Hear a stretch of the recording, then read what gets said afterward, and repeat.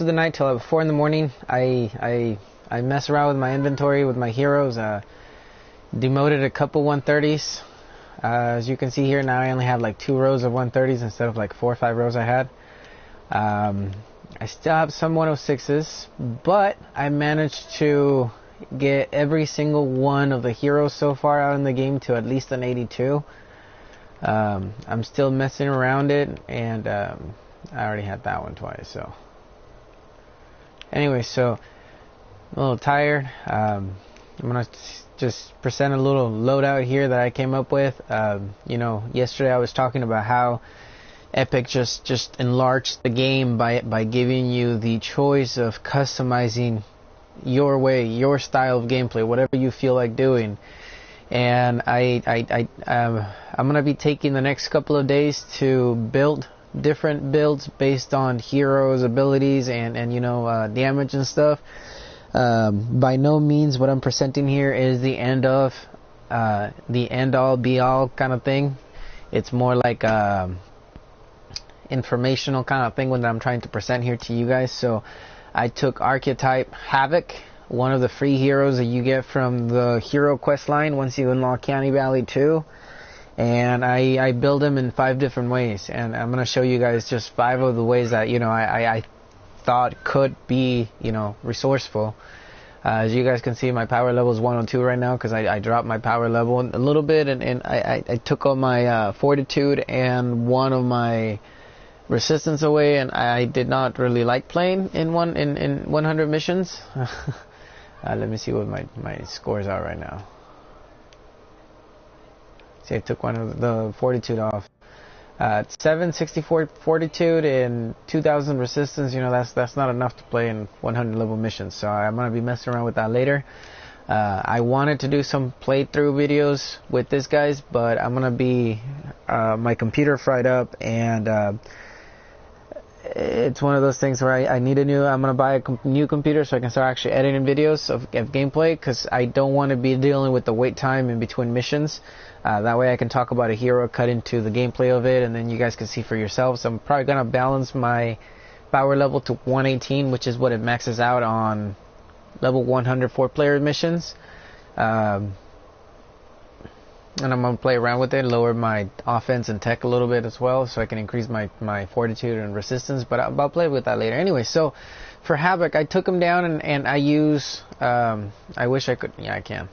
So he has his abilities are Shockwave, Lefty and Righty, and Frag Grenade. And now the exact damage it does, I can't see. Right now my hero ability damage is at 5.9. When this guy's at 130, I believe is 8.3 or something like that. The only difference between an 82 hero and a 130 hero is that they do a little more damage, and they have more health and shield, so they can take more of a beating. So my goal is to get them all to 106 at least, so I can play Twine Peak missions with all of them. But for now, I'm happy I got them all to 82. So anyways, and then his last one is Frag Grenade. So for this guy, you already have 3 completely different builds that you can establish: Shockwave, Lefty and Righty, and Frag Grenade, on top of whatever else you want to do. If you want to do something to complement, you know, his movement speed, which he gets a lot of, and armor. If you want to supplement his, you know, his stack of damage against corrosive damage, elimination, increase range weapon damage by 10% weapon. Stay frosty, you know, it's one of those kind of cool things to have. But anyway, so this is essentially what I came up with, given the heroes that you have in the game. I have Scape Artist guy here. His commander perk, as you guys can see over here, when you equip him in your team, he uses Shockwave, increases movement speed by 40% for 8 seconds. When you have him as your commander, the guy you actually play with, Shockwave increases movement speed by 40%, which is the same, but it also increases your armor by 145, and it's for 9 seconds, not 8. So you get an extra second of movement speed and increased armor, which is pretty cool for a soldier. So this guy is more of a in the middle of a combat kind of thing. That's his thing. That way, you know, you use Shockwave when you're getting really surrounded and you start running away, you get it added armor, you do more damage. Anyways, so since he's a middle of the combat kind of guy, I decided to go with slow your roll, so that, you know, whenever you get hit by zombies, that's your cue that you're gonna take damage, so you need to start moving. I also thought of the other one, Stay Frosty. Where is it? Because it reduces abilities, so it might be more useful with this build. Sip and Zap. It does affliction damage, which it deals 13 base energy damage per second for 3 seconds. Increases lefty and righty damage by 25%. Every pistol elimination decreases cooldown of lefty and righty by 1 second. So if we're going to be doing a pistol build and you have Calamity, increases pistol damage by 20% and impact by 25% for the first 6 shots in the magazine, I would recommend having Last Sword, the Last Word revolver. That one's pretty high impact, pretty good on its own. So, you know, boosting it is quite a bit. Same goes with this. After reloading, increase weapon damage by 15% for 5 seconds. You know, with lefty and righty, you're pretty much unloading your magazine in less than 5 seconds. So, if there's something else that can boost your damage for magazine, like the one-shot Rio, that the first next 2 hits are criticals for sure.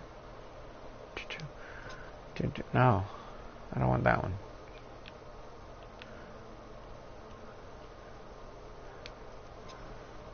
You're firing a gun with critical for sure. 2 shots out of the 6 shots you're shooting, 2 of them are gonna be criticals for sure. You're getting the added damage for the pistol. You're adding impact. You're reducing the cooldown per elimination if you're killing little guys. Lefty and righty do more damage. Affliction. You know, movement speed with shockwave, which, you know, it's not the best build for somebody that uses shockwave as their main. But I'm trying to illustrate that you can boost their abilities, and I'll be doing a better, like, you know, later on I'll be doing better builds, I guess, if you want to go with the shockwave ability, such as Wapow. So this guy's a shockwave kind of guy. So, you know, if you boost his shockwave ability with his increased shockwave commander perk, you end up, you know, if you're up and close, slow your roll so that you can freeze Husk when they're around you. That way more Husk can pile on you. Do your shockwave, do the damage from it, and then, you know, run away from it with the speed and shield. This decreases the energy shockwave cost by 33%, so that whenever you cast shockwave, it you know, it doesn't cost as much. When your shield depletes, reset shockwave cooldown. Effect can occur every 20 seconds. So, you know, the cooldown on this guy, oops, for shockwave is 19 seconds. So essentially, you know, you're gonna be having on average maybe a 10-second cooldown as long as you can get your shield back, which is why I equip in a pinch on this build, because, you know, whenever you reload an empty magazine, you will regenerate 13.5% of your shield over 3 seconds. So you're constantly regenerating your shield within a pinch. If you're reloading your gun, you're constantly reloading every couple of seconds, so automatically you'll have shield back. So, you know, every 20 seconds the timer will reset, and you'll be able to have a complete reset on the shockwave cooldown. So your shockwave is going to be in constant cooldown because of that. You're going to be using less energy when you cast it. Decreases shockwave cooldown by 24%, so you're making it even more efficient. It increases the radius by 37.5%. So, you know, this hero right here is one of the up and close and personal kind of thing. You're constantly having that shield replenished so that it can constantly keep raking, so that you can constantly keep trying to hit this target right here, which is the increased decreased cooldown. Slow your rolls is just so that you can freeze enemies when they come and hit you, so you can, you know, take a little, so you can stay a little longer in the battlefield before you have to run out and use health. As far as, you know, things, I would say if you use proximity mine and you run out to the spawn zones, you drop them off, and you drop the path of proximity bombs, you're shooting at them, and the zombies as they're coming to you, you know, they're piling on because only the bigger, better zombies survive, and they're walking slower, like Smashers and Husky Husk. The proximity mines are taking care of the little guys. Whenever they get close to you, you can do slow field. You can keep shooting. If your shockwave hasn't reset, you get the slow field. They're doing less, you know, they're moving slower. You're freezing them when they do hit you. You're able to stay in combat for a lot longer and take advantage of shockwave. Another way of putting this guy would be also your frag grenades. There's keep out right here. Each frag grenade leaves an energized area of dealing 12 base energy damage per second for 6 seconds. Base radius is 0.375 tiles and increased by 40% with each match. So, for each soldier, I'm doing damage 12. I have 5, so that's base damage of 60 energy damage. and the base radius is 0.375 and increases by 40% with each match. So 5 soldiers at 40%, that's 200% radius. It doesn't sound like a lot, but you know, it's almost a full, you know, once you're hitting a full tile with that, it's pretty nice. This increases the frag grenade maximum charges by 1, so that I can have more frag grenades to shoot out. I have cluster bombs that explodes into 6 small grenades, so I'm doing additional damage. Increased frag grenade radius by 50%, so you know I'm going on a slightly larger radius with the frag grenades. Increases frag grenade damage by 36%, so whatever I'm hitting with it, I'm doing more damage. And decreases frag grenade energy cost by 33%, so I can take advantage of having extra charges right here. There's another one that for every 45 kills you get a frag grenade, but you know, it's one of those things where if you have shockwave and lefty and righty, and then your frag grenades are your main destroyers, you're doing pretty nice. You have slow fields to reduce their speed, so you can have more time to cast your grenade. You can use teleporter because, you know, once you have it fully leveled up, it teleports your explosives from one place to another. So it might be a good idea, you know, throw grenades when they're far away, and then as they get closer, start aiming at them rather than the teleporter. And then I did a build where, you know, you kind of play with all the abilities a little bit. So cool customer right here, you stay frosty, reduces all abilities by 3 seconds. You have the affliction damage for lefty and righty. You have short fuse right here for, you know, reset the shockwave perk that you use already. It decreases shockwave energy cost by 33%, so that whenever you do have it more often to cast, you know, you can just have the other one lower cost. Then I have the radius of frag grenade, so when I throw the frag grenade, it's doing more damage and restoring my energy, so I can be paying for the abilities I'm using. And for this guy, you know, I want to use something more like stationary hover and airstrike. That way I'm doing a little more of a concentrated area damage where I'm standing at with my abilities. I want to come in hot, drop everything I got, do as much damage as I can, finish off with whatever I didn't kill, or, you know, start with this heavy, drop the airstrike, drop a turret, drop my abilities, and shoot whatever's left standing. So this guy is a heavy hitter with the abilities, so that's why I want to use those gadgets. Did I talk about the gadgets? Yeah, I did talk a little bit, you know. And then for the last build, it was more of a shooting kind of style combat. If you're more into shooting instead of abilities, if you don't want to be casting the abilities as soon as they become available, then this build right here, you know, it says cool customer, it reduces their abilities, so you can still use their abilities, you know, when they reduce, or slow your roll so that, you know, the husk, when they hit you, they freeze, so you can live longer in the combat zone. Then I have startup, so you got to make sure you want to have a gun that has at least 25 bullets in its chamber, in its magazine, because, you know, it stacks up 25% weapon damage and 25 shots. If you have something that does 50 shots to 100 shots, you're taking advantage of all that extra shooting, all those extra bullets. After reloading, you increase your damage by 15%, so you're hitting harder for the first 5 seconds. If you're using, again, an LMG with 100 bullets, you know, you're shooting 75 bullets at 25% extra damage. The first 15 shots, while it's, you know, starting up, you're getting that added damage so that it catches up. Assault damage increased by 17%, so you can hit harder with your weapons. Every 6 kills, there's an explosion, so you know you're killing zombies. And then, you know, this one right here, I like it because if I'm out there killing zombies, I want to be buffed every now and then with even if it's random. 15% chance is a pretty good chance in this game. You know, 8 seconds.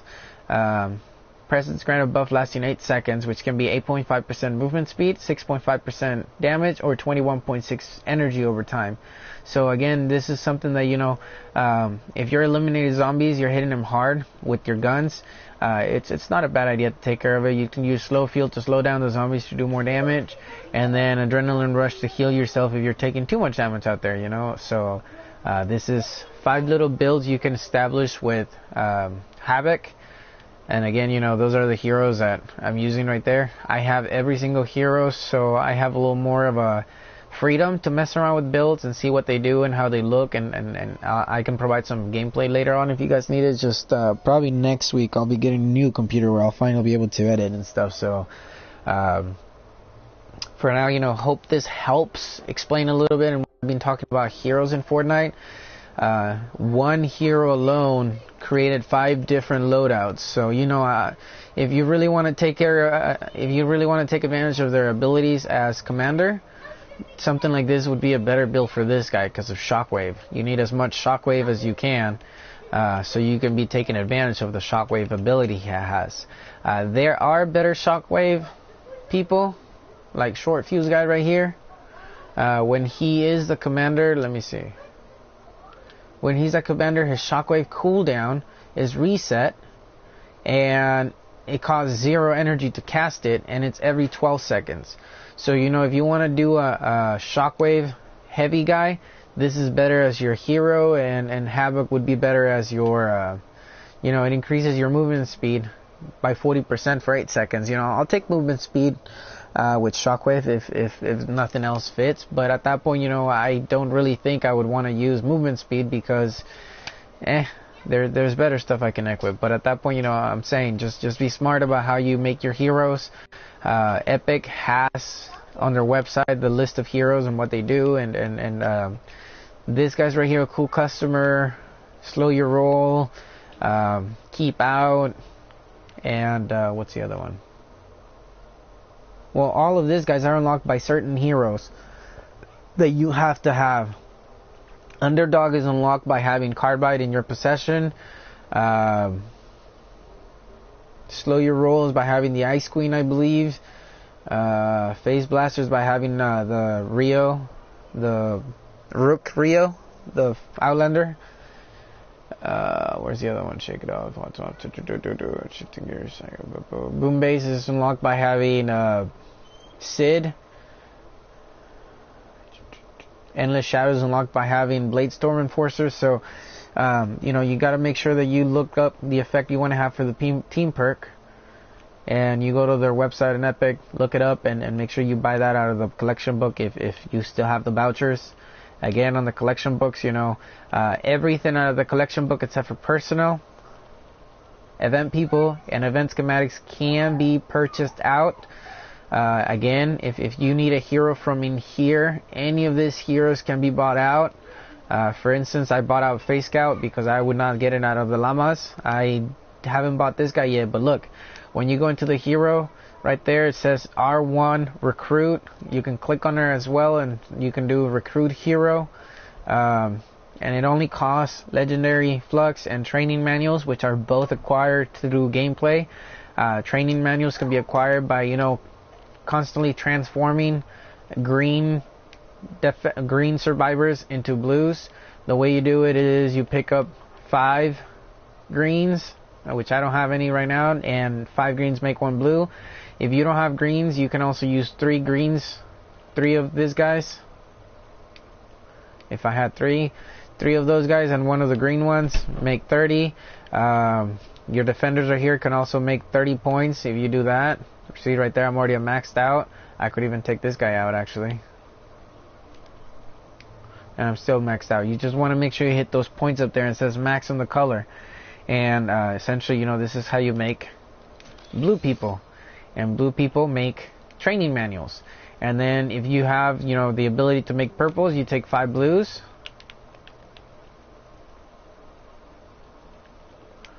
And now Epic is giving you training manuals when you recycle to transform, where they used to not. So now it's totally worth turning into purples. And right there, see that 5 blues make 1 purple? I'm getting 5 training manuals by doing this. 2, sacrifice. Now I have a purple. And a purple gives me 4 training manuals. 4 training manuals. So right there, I just got 9 training manuals out of making a purple. Making blues, you know, you get 1 out of every blue, so it's worth doing. Let's see what else. So yeah, you can go into the collection book and buy whatever you want. You can also, you know, what I'm saying is you can go in and buy every single weapon from in here and level them up. They are okay. My favorite ones would be the Siegebreaker from in here. The Hammer Crush is also pretty okay. I like that laser gun. Wait, not only that, but on the event and the expansion schematics, you know, they already unlocked the Neon Llamas, the Neon items. They unlocked the where is it? The Vendor Tech. weapons, the Bindertech Millies, the hydraulic set, the hydraulic Millies, the scavengers. So, you know, pretty much everything's open except for the military and the New Year stuff, which should be coming up soon. I'm talking about this right here. I'm pretty sure they're going to do the dragon set next, coming up on the expansion set, just because, you know, they've been doing it about every year from the release date. So I'm pretty sure this is coming to the store to be able to purchase it out of it. Not yet, but be patient. Then the military weapons are next, which I can't wait for a hacksaw. I definitely want a hacksaw with affliction damage instead of snare. That would be pretty nice. But this is exactly, you know, this game is going to take forever. If you like one of the builds I've done, again, let me put them up one more time. If you want to do a lefty-righty kind of play where you want to like push any of your soldiers that have lefty and righty, you know, Carbide has affliction damage on it. The Raven Nevermore has lefty and righty damage increase. Pistol eliminations increase cooldown on lefty and righty is done by double agent. What's her name? Let me see. They might have changed her name. Double Agent Evelyn. She's the same name, yeah. She's the one that gives you cooldowns when you do pistol eliminations. And then, of course, I use One Shot Rio because she has the 2 shots of critical chance. Increased pistol damage by 20%. I mean, there's a lot of other pistol enhancements, but, you know, essentially just powering up the pistol so I can lower the cooldown on lefty and righty. If you want to take advantage of their commander perk, I would recommend you do that, because if you already have 3 abilities and a commander perk that is giving your characters OP, let me take this one off of here. Short fuse, clear. Let me show you.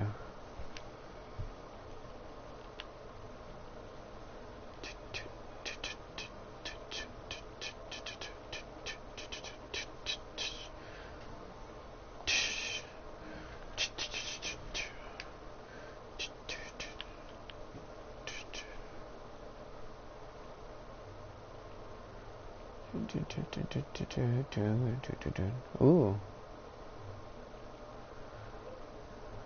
There is a couple builds that are hilarious. This is a build where you essentially have like the ability to just shoot without worrying about running out of bullets. They added so many of those perks that if you build it right, you can essentially, you know, get most of your ammo that you shoot back. I'll do one of those later, but let me see. Looking for shockwave. Oops. Yeah, I can move faster. Yeah, moving faster is always good in combat. There's a build that if you combine all the elements correctly with all the class characters, you get a huge movement boost, and it's hilarious. But again, it's something that, you know, is going to take a little bit of every day I can mess around with it and show you what I mean. But, you know, that way we had Havoc doing all types of stuff. But if you pair this guy short fuse here, you get a slightly better advantage, because now you get a 0% zero cost energy for shockwave every 12 seconds when your shield depletes. You have a gun like the Pain Train, which has 30 rounds in its magazine, and you know, you're shooting that gun. By the time you're done shooting that gun, you reload, you get some of your shield back. You're still getting hit by zombies, which you're freezing, so they're hitting you a little bit and then backing off, so you get a chance to breathe. You get short fuse to reset the timer. You get your shield back for it to break when they hit you, and then they freeze, so they don't really hurt your health. You have the shockwave radius, so you know, once you're surrounded by a good amount of zombies, you jump in and you just do the damage you're gonna do with it. You get to move faster, so you run away from the husk again. You know, and this shockwave energy cost by 33%. You know, this is the only thing that might be useless at this point. Now that you're using this guy, so it gives you the freedom to add something else as well. And again, I'll do a build with a different character tomorrow. Probably, let's see, I'm using a soldier today. I'm probably going to do a ninja tomorrow. Ninjas are pretty fun as well. I'll pick one ninja from the free ones that we got from the Hero Quest, and I'll do a couple different builds playing with their abilities and see, you know, how they fit best. And then after I'm done showing the basic ones that we get for free out of the out of the hero quest. Then we can move on to doing more custom builds, how they're better suited, such as, you know, having this guy right here that it suits better with shockwave being boosted. It makes more sense to boost his shockwave than anything else, just because, you know, that shockwave is already his OP aspect of this character. That's what makes him unique. So even though we could do the same and do 5 different builds with each ability for this guy, you know, his shockwave is the one thing that he shines at. So that's what makes him so unique. That's what Epic wants us to, you know, mess around with. Yeah, of course you can do whatever you want on the game. It's just, you know, those are general guidelines of how they would recommend sticking with it. Stick it with it. Alrighty.